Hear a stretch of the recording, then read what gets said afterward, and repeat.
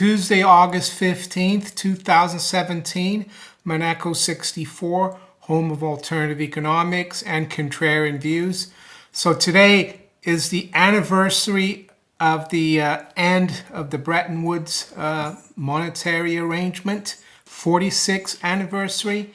So it was on August 15th, 1971, on a Sunday, that Richard Nixon came out with the Nixon Shock and announced that the U.S. was unilaterally suspending payment in gold and other reserve assets. And now I'll put the video on, or the audio, you can hear it.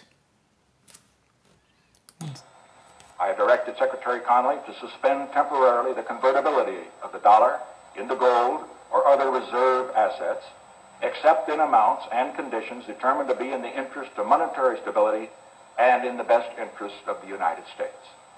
In full cooperation with the International Monetary Fund and those who trade with us, we will press for the necessary reforms to set up an urgently needed new international monetary system. Stability and equal treatment is in everybody's best interest. I am determined that the American dollar must never again be a hostage in the hands of international speculators. I'm taking one further step to protect the dollar, to improve our balance of payments, and to... So that was it.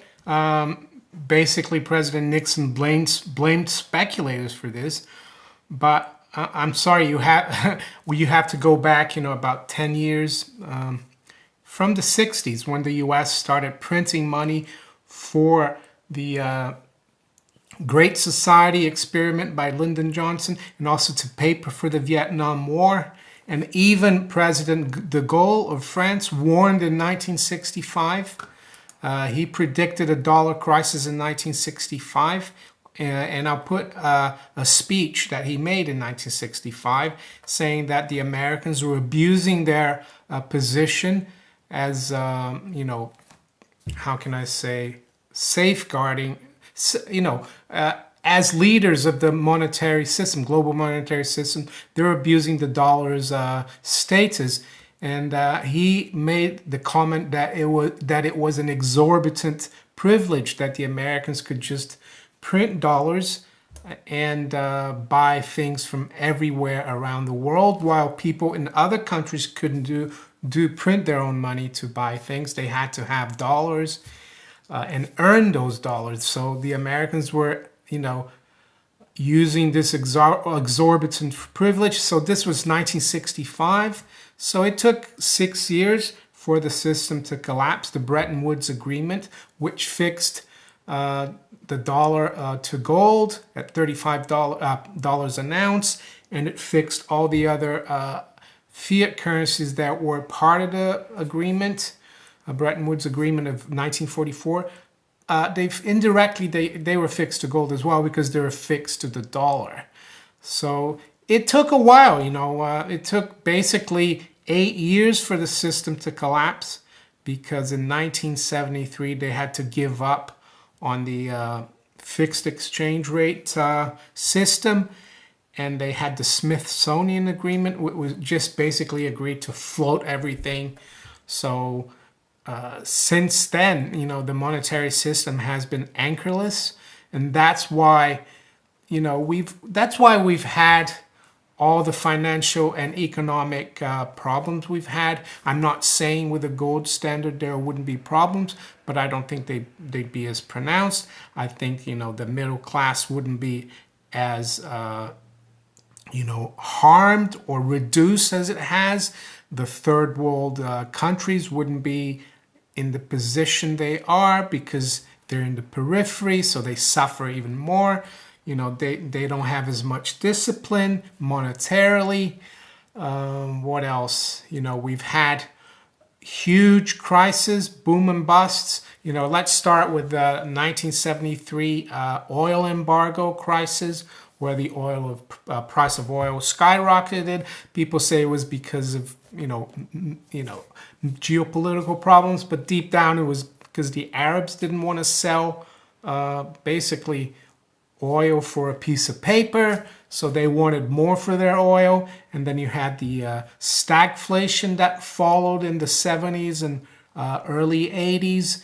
You had the almost collapse of the system in 1980 when interest rates for U.S. government bonds went to 16.5%. The 10-year short-term rates went to 20. Inflation was running at double digits. And then Paul Volcker finally came through and did what America needed to do basically in 1971, which was raise rates, but they didn't.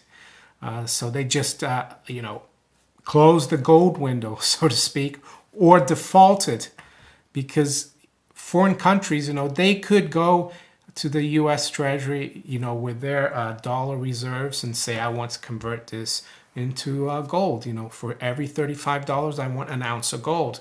That was part of the deal. But the U.S. basically broke their promise, President Nixon.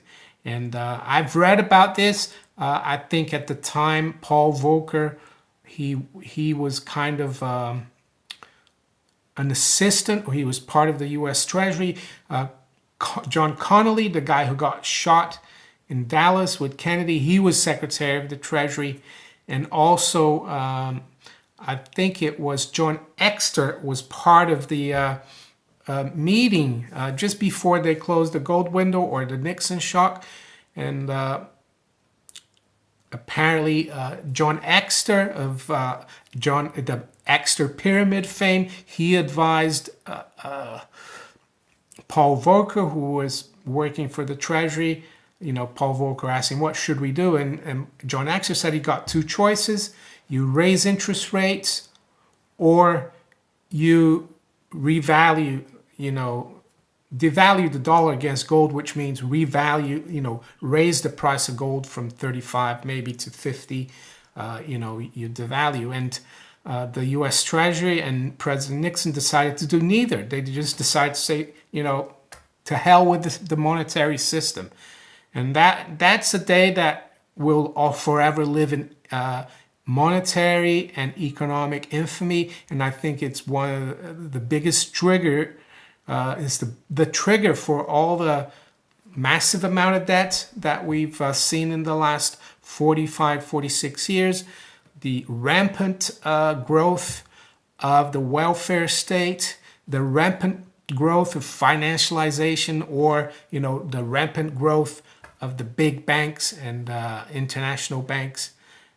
It's been a free-for-all for the debt peddlers, but we also have the public to blame. The public is bought into it. Not everyone, but it takes two to tango. They can only perpetuate this system by convincing Joe Public and Jane Doe, to go out there, to spend, to not save and borrow and keep this horrible, unanchored monetary system going.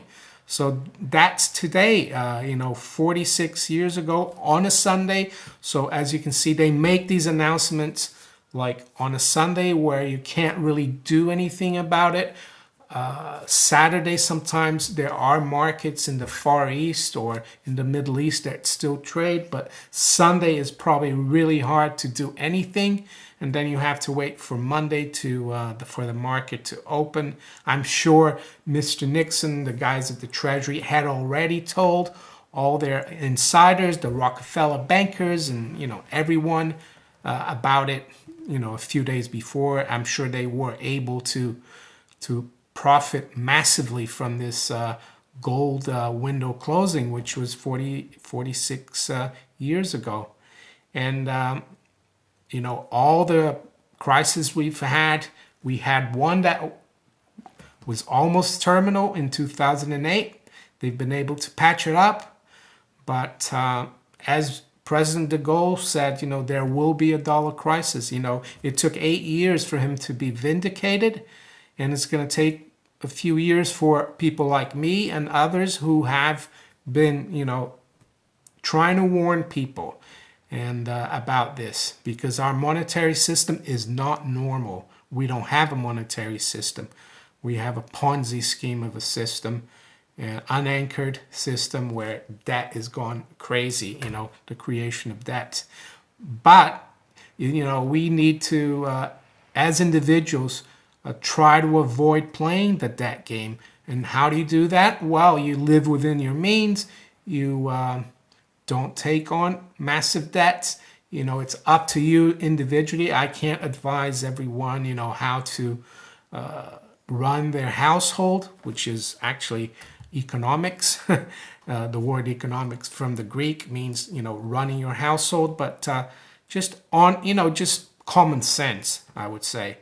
So yeah, I'll put the link below for the Charles de Gaulle speech. It is in French, but there's English subtitles. Very interesting. And I'll put it on in the cards as well. And I'll put the little Nixon announcement as well. So if you enjoyed this video, please like, share, subscribe to the channel if you haven't yet. Follow me on steemit.com, on Twitter as well, @Maneko64. And I'll talk to you later. Bye.